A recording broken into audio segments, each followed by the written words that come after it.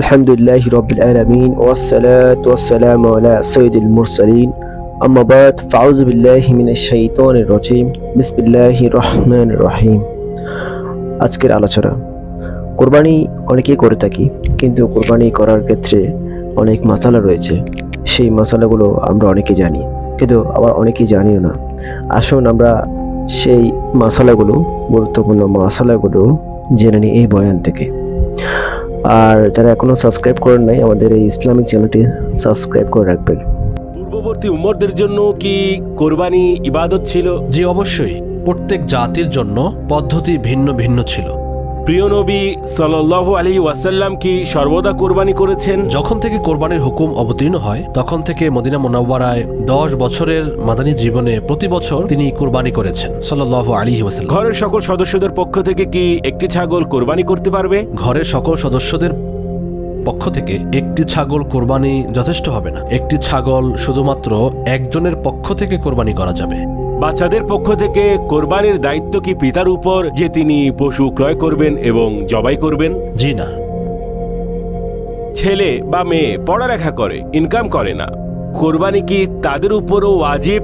উপার্জন করুক বা না করুক, যেই নিসাবের মালিক হবে এবং তার মধ্যে যদি কোরবানির শর্ত পাওয়া যায় ওয়াজিব হওয়ার, তখন তাকে কোরবানি করতে হবে। বৃদ্ধ মা বাবার পক্ষ থেকে কি কোরবানি করা ওয়াজিব?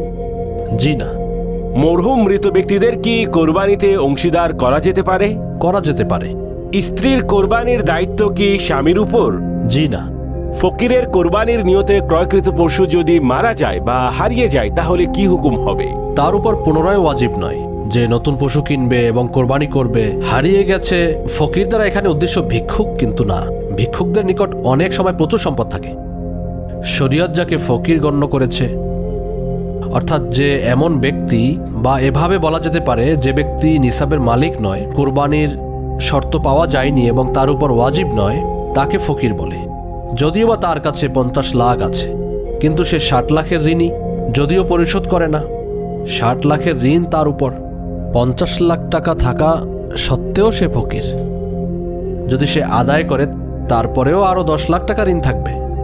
কোরবানির সওয়াব কি ইসাল করা যাবে? জি অবশ্যই। যেহেতু নামাজ, রোজা, হজ, রমজান শরীফের রোজা, জাকাত সবকিছুই ইসালে সওয়াব করা যায়, তাহলে কোরবানিও ইসালে সওয়াব করা যাবে। গরিব ব্যক্তি কি ধারের টাকায় কোরবানি করতে পারবে? যদি গরিব কোরবানি করতে চায় তাহলে তার জন্যও জায়েজ এবং সওয়াবও সে পাবে। যেহেতু সে ঋণ করেছে, তার ঋণ পরিশোধের নিয়ত করা উচিত। সুতরাং সে কোরবানি করলে হয়ে যাবে। বিধবা যদি তার ইদ্দতে থাকে, তাহলে কি তার উপর কোরবানি ওয়াজিব হবে?